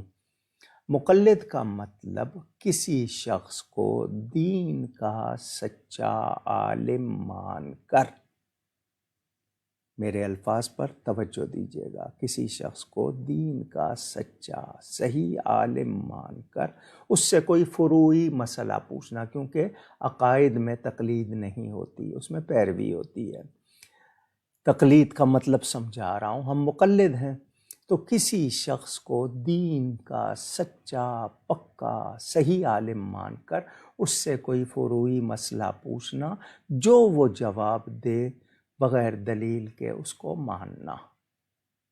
کیا مطلب؟ جب یقین ہے کہ یہ قرآن و سنت کا صحیح عالم ہے تو جو جواب دے گا قرآن و سنت کے مطابق دے گا۔ جس طرح آپ پوچھتے ہیں کسی سے، وہ جو جواب دے دیتا ہے آپ مانتے ہیں، تو یہی تو وہ امام ہیں، اس میں ہم ان کے مقلد ہیں۔ میں نے پہلے بتا دیا، عقائد میں تقلید نہیں ہوتی، فروعی مسائل میں ہوتی ہے۔ تو امام اعظم اور باقی 3 امام تو داتا صاحب کہتے ہیں، میں سوچ رہا تھا ان میں سے کس کی تقلید کروں، حالانکہ داتا صاحب اپنے عہد کے بہت بڑے عالم ہیں۔ حضرت سیدنا نظام الدین اولیاء محبوب الہی کا فرمان، جس کو کوئی مرشد نہ ملے وہ کشف المحجوب پڑھ لے تو اس کو مرشد مل جائے گا۔ وہ کشف المحجوب داتا صاحب کی کتاب، وہ داتا صاحب جو خود اپنے وقت کے بہترین عالم تھے وہ بھی تقلید کر رہے ہیں۔ سیدنا غوث اعظم کس پائے کے عالم ہیں وہ بھی تقلید کر رہے ہیں۔ سیدنا خواجہ غریب نواز کتنے عالم وہ بھی تقلید کر رہے ہیں۔ اب پڑھیے کتابوں میں 34 سال حضرت خواجہ صاحب نے علم کے حاصل کرنے میں گزارے تھے، مگر وہ بھی مقلد ہیں۔ تو داتا صاحب کہتے ہیں میں نے خواب دیکھا مکہ مکرمہ باب بنی شیبہ، حضور صلی اللہ علیہ وسلم اس سے داخل ہوئے، میں اس دروازے سے آیا، حضور کو دیکھا تو حضور کے پاس گود میں یا قریب ایک بوڑھا شخص، لیکن حضور اس پر بچوں کی طرح شفقت فرما رہے ہیں، خود سے لپٹا رہے ہیں، ان کے پیشانی کو چوم رہے ہیں، شفقت فرما رہے ہیں۔ تو میرے دل میں خیال آیا یہ کتنا خوش نصیب ہے کہ رسول پاک صلی اللہ علیہ وآلہ وسلم اتنی مہربانی فرما رہے ہیں۔ تو میں جاننا چاہتا تھا کون، ادھر میرے دل میں خیال آیا ادھر اللہ کی عطا سے سب کچھ جاننے والے پیارے نبی پاک صلی اللہ علیہ وسلم نے فرمایا اے علی حجویری، یہ تیرا اور مسلمانوں کا امام ابو حنیفہ ہے۔ تو یعنی ان کو جواب بھی مل گیا کہ کس امام کے پیچھے لگنا ہے، اور شان بھی واضح ہو گئی، وہ امام اعظم رضی اللہ تعالی عنہ۔ میں آپ کو کیا بتاؤں، یہ بیان موجود ہے کہ ان کی وفات پر لوگ کتنا روئے، عورتیں کتنا روئیں، اتنے بڑے عالم تھے وہ، اور کس شان کے تھے وہ، کس قدر قرآن پڑھتے تھے۔ رمضان میں 61 مرتبہ، ایک دن میں، ایک رات میں، اور ایک پورے رمضان کی تراویح میں۔ اور کہا جاتا ہے کہ جیل میں جب آپ کو ڈال دیا گیا تو آپ نے 7000 مرتبہ وہاں قرآن شریف پڑھا پورا۔ وہ امام اعظم اتنی عبادت کرنے والے، 46 برس 46 ایئرز انہوں نے عشاء کے وضو سے فجر کی نماز پڑھی۔ آج فرائض ہم سے نہیں پڑھے جاتے، ہم اس میں کتنی سستی کرتے ہیں۔ وہ کیسی ہستیاں تھے اور کتنے تقوی والے تھے۔ اب آپ ان کی ایک بات سن کے اندازہ کر لیجئے، ایک شخص کی وفات ہو گئی، امام اعظم تشریف لے گئے جنازہ پڑھنے کے لیے۔ جنازے میں کچھ دیر ہو رہی تھی تو دھوپ تھی بہت سخت۔ بغداد شہر میں آپ کا مزار ہے، اعظمیہ کے نام سے علاقہ پورا آپ کے نام سے ہے۔ تو بغداد میں دھوپ بہت تھی، ایک مکان کی دیوار کے سائے میں لوگ ہو گئے کہ دھوپ میں کھڑے، امام صاحب دھوپ میں کھڑے رہے۔ کسی نے کہا حضرت یہ سائے میں آ جائیے، تو آپ نے فرمایا یہ جس شخص کا مکان ہے وہ میرا مقروض ہے، اس نے مجھ سے قرضہ لیا ہوا ہے، اس کی دیوار کے سائے سے فائدہ اٹھاؤں گا تو یہ سود ہو جائے گا۔ تقوی کا اندازہ کیجئے، وہ امام اعظم رضی اللہ تعالی۔ آپ کو ایک بات اور سنا دیتا ہوں ناظرین کے لیے، بہت اس میں میسج ہے، پیغام ہے۔ بارش ہوئی تھی، سڑکیں تو ہوتی نہیں تھی، مٹی میں پانی مل جائے تو مڈ کہتے ہیں آپ، کیچڑ بن گیا۔ امام صاحب تشریف لے جا رہے ہیں، وہ کیچڑ آپ کی مبارک جوتی سے لگا، اڑ کر ایک دیوار پر جیسے چھینٹا پڑ جاتا ہے، تھوڑا سا وہ کیچڑ سمیت وہ اڑ کر لگ گیا۔ اب 2-1 قدم آگے گئے، آپ کو احساس ہوا، واپس آئے، دیکھا اس کو، دیکھ کر امام صاحب، ہم لوگ پانی اڑاتے ہیں لوگوں پہ بارشوں میں، ہم لوگ جان بوجھ کے لوگوں پر کیا کچھ کرتے ہیں۔ امام صاحب سے غیر ارادی طور پر، ان انٹینشنلی ایسا ہوا تھا، آپ نے جان بوجھ کے نہیں کیا تھا، وہ چونکہ مٹی گیلی تھی آپ کی جوتی سے لگی اور اچھل گئی، اچھل کے وہ دیوار پہ لگ گئی۔ آپ نے کہا میں اس کو کھرچوں گا تو ہو سکتا ہے دیوار پہ لگا ہوا رنگ ساتھ اتر آئے، پانی ڈالوں گا اس کو اتاروں گا تو بھی اس کا رنگ اگر تھوڑا سا یا اس کی دیوار کی مٹی اس کے ساتھ اتر گئی تو یہ میرے لیے جائز نہیں ہے۔ ذرا سوچ دیکھیے کیسے لوگ تھے۔ آج ہم سے کوئی پوچھے کہ تمہارے دین کا پورا عمل کرنے والا بھی کوئی ہے؟ اگر ہم کہیں کہ نہیں ہے، پھر کہیں گے کیسا دین ہے جس پہ عمل کرنے والا کوئی ایک بھی نہیں ہے جو پورا عمل کرے؟ میں امام اعظم کی بات بتا رہا ہوں جنہوں نے دین پر پورا عمل کیا۔ مکان تھا کسی غیر مسلم کا، مجوسی کا، اپنے دروازہ کھٹکھٹایا۔ سارے لوگ جانتے تھے امام اعظم کو۔ وہ باہر آیا، دیکھا کہ مسلمانوں کا اتنا بڑا امام عالم میرے دروازے پہ۔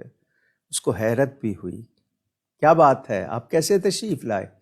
اس کو بلا کے وہ دکھایا کہ یہ میرے چپل سے، جوتے سے لگ کے یہ چیز تیری دیوار پہ لگ گئی ہے۔ میں کھرچ دیتا یا پانی ڈالتا تو ڈر تھا تیری دیوار کی مٹی یا رنگ اس کے ساتھ اتر جاتا، اور میں اگر ایسا کرتا تو وہ میرے لیے جائز نہ ہوتا۔ یہ کام ہو گیا ہے مجھ سے، غیر ارادی ہوا ہے، تو اس کا کوئی جرمانہ لینا چاہے مجھ سے ابھی لے لے، تاکہ کل قیامت کے دن مجھ سے مواخذہ نہ ہو، یعنی کل تو سوال نہ کرے۔ وہ سر سے پاؤں تک امام صاحب کو بار بار دیکھ رہا ہے، کیا ہو رہا ہے، یہ کیا کہہ رہے ہیں یہ لوگ؟ تو خود پتہ نہیں ہم لوگ کتنی دیواروں پہ اشتہار لگا دیتے ہیں، وال چاکنگ کر دیتے ہیں، رنگوں سے کیا کچھ لکھ دیتے ہیں۔ امام صاحب کو ذرا سنیے۔ اس نے کہا آپ کو تھوڑا سا انتظار کرنا پڑے گا۔ فرمایا میں کھڑا ہوں۔ وہ اندر گیا، غسل کر کے آیا، اس کے پانی کے قطرے بالوں سے ٹپک رہے تھے۔ امام صاحب کو آ کر اس نے جو کہا ذرا سنیے۔ اس نے کہا دیوار بعد میں صاف ہوگی، پہلے میرا دل صاف کیجئے، مجھے کلمہ پڑھائیے، میں اس دین کو قبول کرنا چاہتا ہوں جس کی ایسی تعلیمات ہے، جو ایسا سکھاتا ہے۔ وہ میرے امام اعظم، اماموں کے امام، وہ شان رکھتے ہیں۔ فرماتے ہیں میں نے خواب میں 360 مرتبہ اللہ تعالیٰ کی زیارت کی ہے، دیدار کیا ہے، 360 مرتبہ خواب میں۔ وہ امام اعظم جو نبی پاک صلی اللہ علیہ وسلم کے دین کے ایسے کہا جائے کہ محسن ہیں۔ آج پوری دنیا میں فقہ حنفی پہ عمل کرنے والے لوگ زیادہ ہیں، اور اگر آج بھی ضرورت پڑے تو دنیا میں نافذ کرنے کے لیے فقہ حنفی سے بہتر اور کچھ نہیں۔ وہ امام اعظم، تقویٰ کے واقعات پڑھیے، ان کی ذہانت کے واقعات پڑھیے، ان کی علمی شان پڑھیے، وہ اتنے محترم۔ تو یہ ان سے نسبت رکھنے والا بھی مہینہ ہے۔ ان کا بھی یوم مبارک بعض کے نزدیک 2 شعبان، بعض کے نزدیک تاریخ نہیں ہے، مہینہ ہے کہ شعبان میں آپ کی شہادت ہوئی۔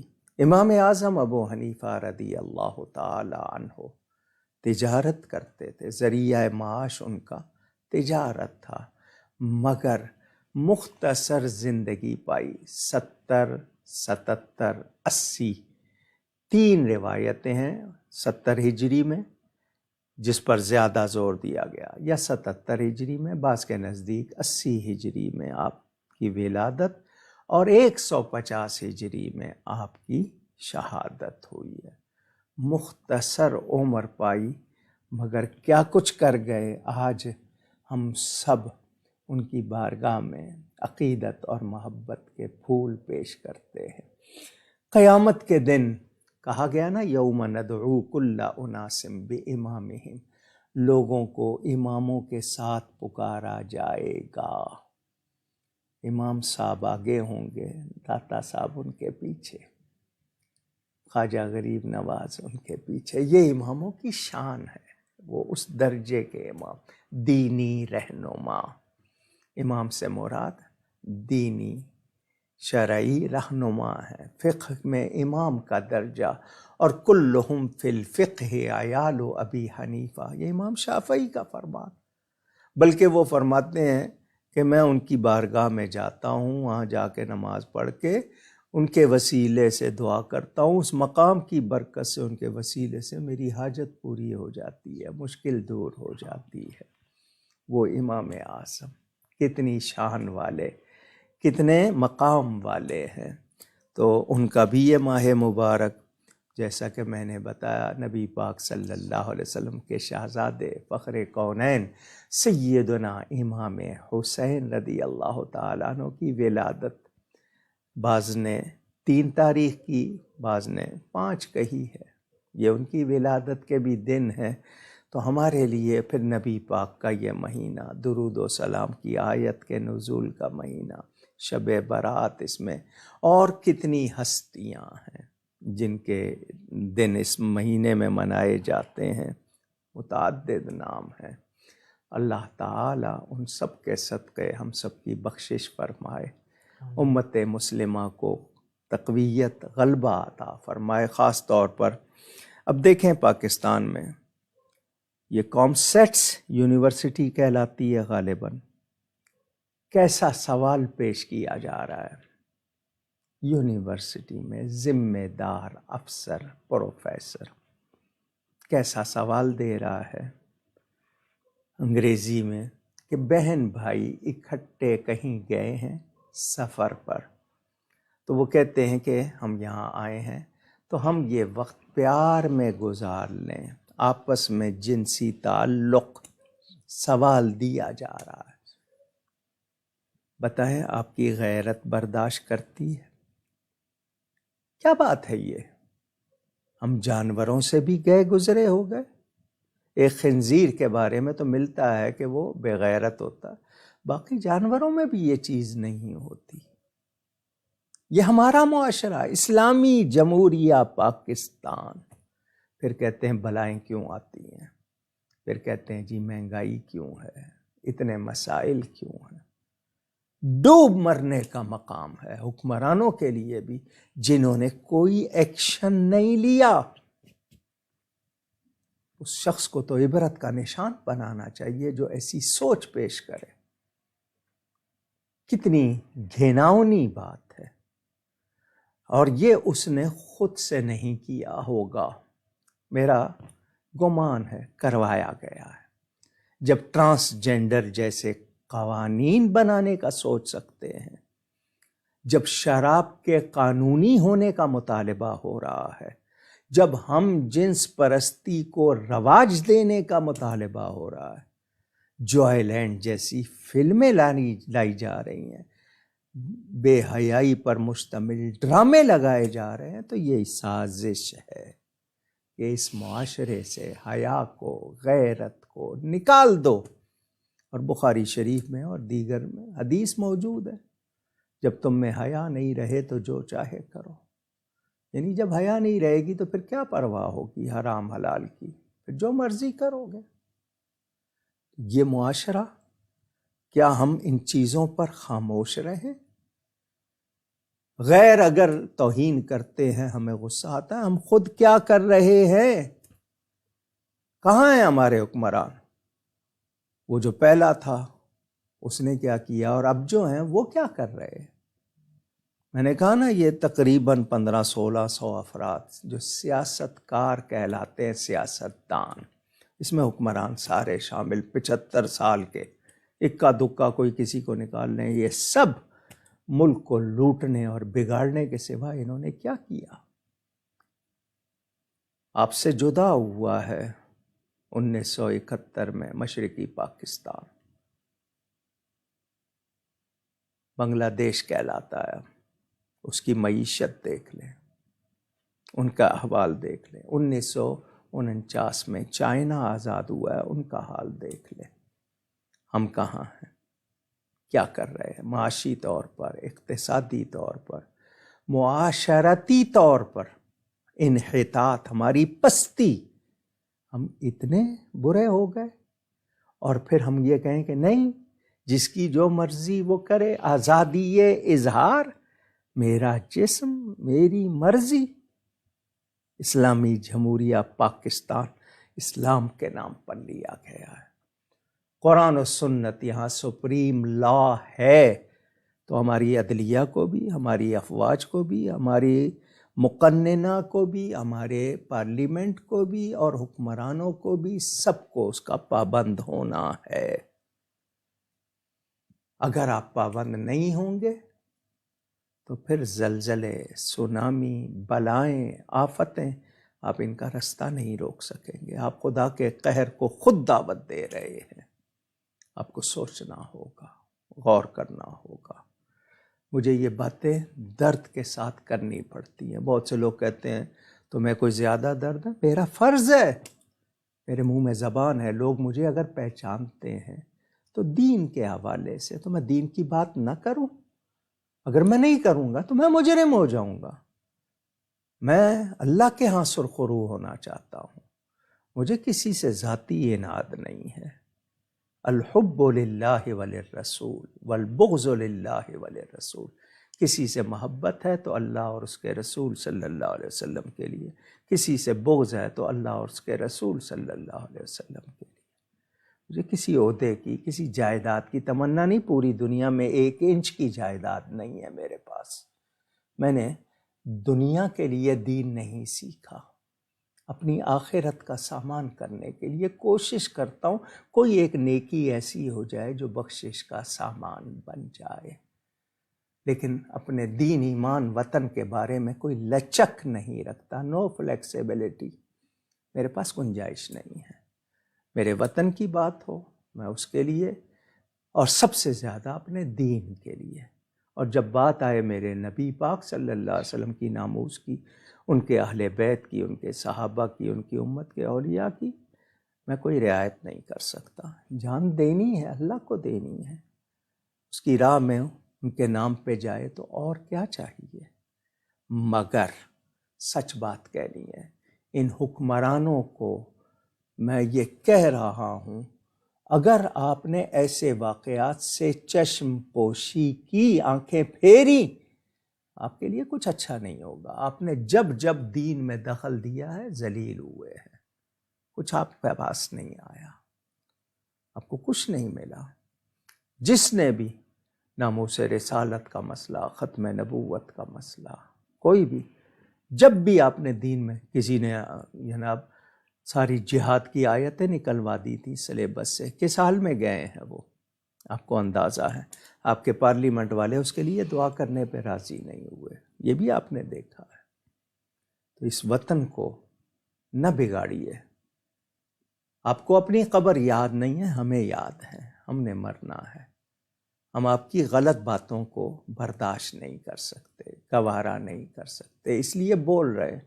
ہم فتنہ و فساد والے نہیں ہیں، ہم تخریب کار نہیں ہیں، ہم جلاؤ گھیراؤ توڑ پھوڑ کرنے والے نہیں ہیں، لیکن زبان سے کلمہ حق کہہ رہے ہیں۔ آپ کو توجہ دینی چاہیے، غور کیجئے گا اس بارے میں۔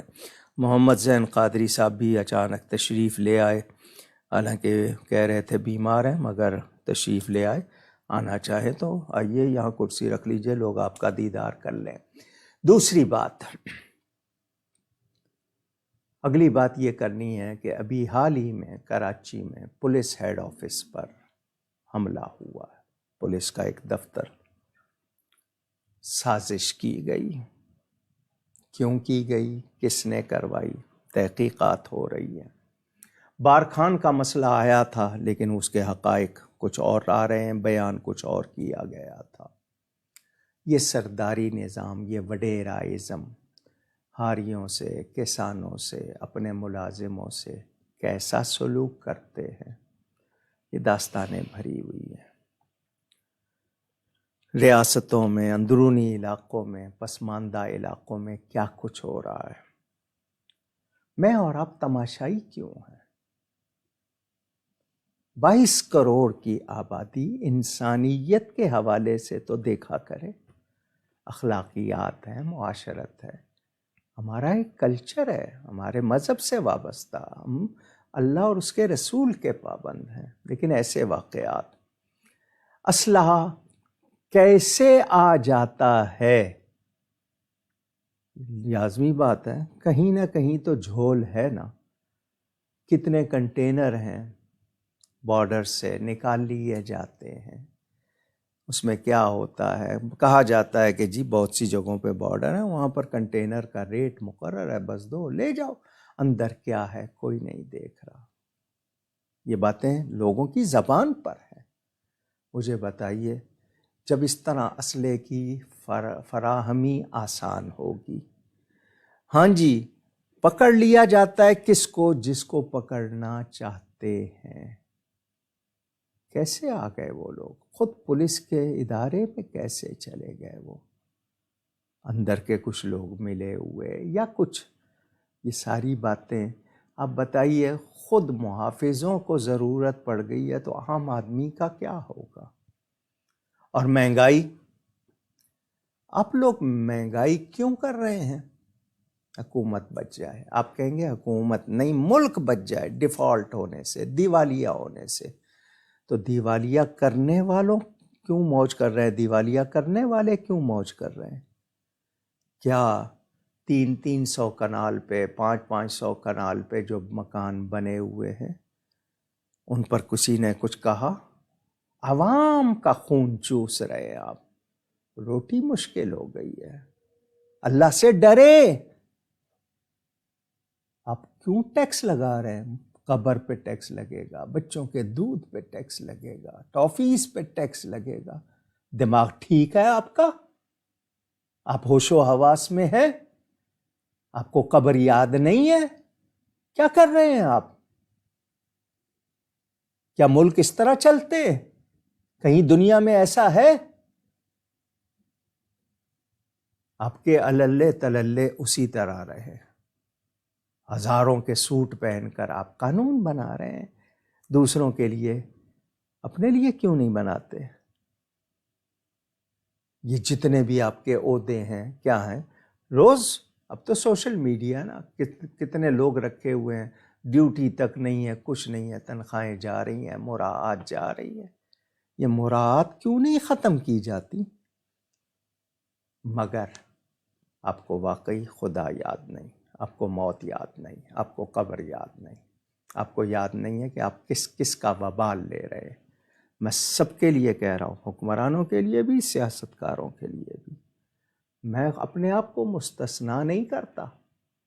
میں بھی اگر مجرم ہوں تو مجھے بھی ڈرنا چاہیے، میں بھی غلط کر رہا ہوں تو مجھے بھی ڈرنا چاہیے۔ اللہ تعالی ہم سب کو توبہ کی توفیق عطا فرمائے اور اس توبہ پر قائم رہنے کی بھی توفیق عطا فرمائے۔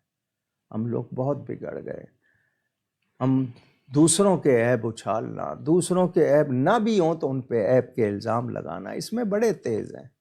خود کو سدھارنے پر ہماری کوئی توجہ نہیں ہے، ہم تو بالکل پاک صاف ہیں، دوسرے ہی مجرم ہیں، ہم یہی سارے کر رہے ہیں۔ بہرحال سوالات کے لیے عبدالرافع صاحب نے بتایا تھا تو میں نے امام اعظم کا تذکرہ بھی کر دیا اور دوسری باتیں بھی، اور بھی بہت سی باتیں ہیں۔ VVIP روڈ، مزار قائد کے روڈ کے لیے کہا گیا VVIP روڈ، اخبار میں چھپا تھا کہ یہ روڈ جو ہے اس کو VVIP قرار دیا گیا ہے۔ ذرا اس کا حال دیکھیں اس VVIP روڈ کا، کتنے عرصے سے سڑکیں کھدی ہوئی ہیں، پانی کھڑا ہوتا ہے، گند، ہو سکتا ہے دوسرے روڈ اس سے بہتر ہوں، اس کا حال سب سے زیادہ برا یہ ہے جناب۔ اس قائد کے ساتھ ہمارا یہ سلوک ہے۔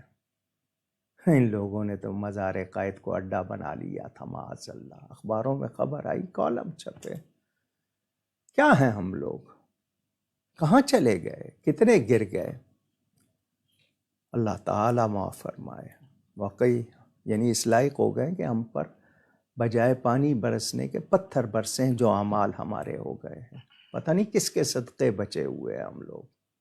اللہ ہمیں احساس بھی عطا کرے، توبہ کی توفیق بھی عطا کرے، سدھرنے کی صلاحیت بھی عطا کرے۔ اس دوران جتنے لوگ ایمان کے ساتھ چلے گئے، اللہ تعالی ان سب کی مغفرت فرمائے۔ جو بیمار ہیں، جنہوں نے خاص طور پر دعاؤں کے لیے کہا، اللہ ان کو شفا عطا فرمائے۔ بہت سے لوگ خصوصی طور پہ کہتے ہیں جی دعا کے لیے، میں ایک ایک کا نام نہیں لے رہا، سب کے لیے دعا کرتا ہوں۔ اللہ تعالیٰ سب کے حق میں خیر فرمائے۔ گفتگو میں مجھ سے کہیں کوئی غلطی ہوئی ہو کسی طرح بھی، اللہ تعالیٰ اس کے رسول صلی اللہ علیہ وسلم کی بارگاہ میں توبہ کرتا ہوں۔ اب آپ کو یہ نام سنائیں گے شرکاء کے، وابستگان کے، اور پھر اجازت چاہیں گے آپ سے۔ ہم ان تمام افراد کا شکریہ ادا کرتے ہیں کہ جنہوں نے اپنے سوالات ہم تک بھیجے یا اپنے تعریفی کلمات سے ہمیں نوازا، جن میں اکرام شریف صاحب، مہنور صادق صاحبہ، مرتضیٰ چوہان صاحب، ناصر خان صاحب، احمد علی صاحب، ام شہباز صاحبہ، عادل حسین وارسی صاحب، ہدایت رسول صاحب، عبد المتین رضوی صاحب، ام مصطفیٰ صاحبہ، طیب مرتضیٰ صاحب، محمد رمضان صاحب، علی حیدر راجپوت صاحب، فوزیہ عبد القادر صاحبہ، غلام مصطفیٰ صاحب، حنا حیدر صاحبہ، سرفراز اختر صاحب، رمشا صاحبہ، مستقیم قریشی صاحب، محمد عدنان صاحب، عامر جمالی صاحب، عارفہ عارف صاحبہ، فروا انصاری صاحبہ، اسرار علی صاحب، اکبر حسین صاحب، جنید آفریدی صاحب، شیخ عظیم صاحب، فیاض احمد صاحب، راحیل امین صاحب، علینا طارق صاحبہ، عارف قادری صاحب، صویبہ منصور صاحبہ، فیاض خان صاحب، فردوس انجم صاحب، محمد خرم صاحب، عطائے رسول صاحب، تنزیلہ فاروقی صاحبہ، ارمان اشرفی صاحب، وقاص خان صاحب، رضوان صاحب، حمید الدین علوی صاحب، محمد حسن صاحب اور ربیہ صاحبہ۔ آپ کو یاد ہوگا کچھ عرصہ پہلے اسی میڈیا ٹیم نے کہا تھا کہ بہت سال پہلے اکبر تالیہ صاحب نے یہ کیمرہ لے کے دیا تھا اور اب تک اس سے کام چل رہا تھا۔ ٹیم نے کہا تھا ہمیں نیا کیمرہ، نئے لینزز چاہیے۔ اندازہ انہوں نے بتایا تھا کہ 5 لاکھ روپیہ چاہیے۔ تو کچھ دوستوں نے پیسے بھیجے۔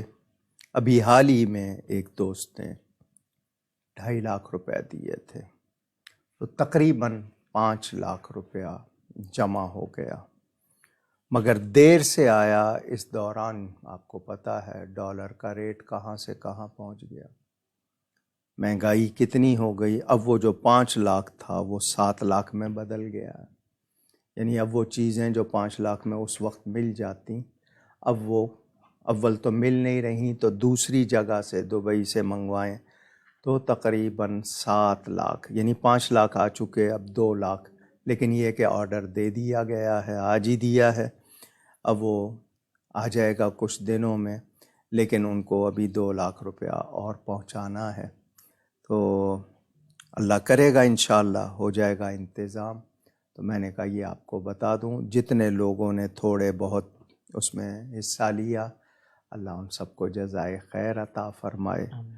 اور ان لوگوں کو تو پتہ ہے، سب مسجد میں بیٹھتا ہوں روز ہی، وہاں پر ضرورت مند آتے رہتے ہیں، شرم بھی آتی ہے کہ لوگ ضرورت مند ہیں اور ہمارے پاس کوئی ایسا فنڈ نہیں ہوتا کہ ان کو بانٹیں۔ بہرحال جو لوگ اپنے زکوٰۃ صدقات بھجواتے ہیں وہ تقسیم کر دیتا ہوں ان میں۔ اللہ تعالیٰ سب کا حال بہتر فرمائے، ہم سب کو اللہ تعالیٰ محتاجی سے، مفلسی سے محفوظ رکھے۔ آپ سب کا بہت شکریہ۔ ہو سکے تو کوشش کیجیے گا، جن بزرگوں کے دن ہیں ان کے دنوں میں نیکی کریں، ان کی روح بھی خوش ہوگی، ایصال ثواب بھی کریں، خیرات بھی کریں، نیکی کیجیے، نیکی پھیلائیے۔ والسلام علیکم ورحمۃ اللہ وبرکاتہ۔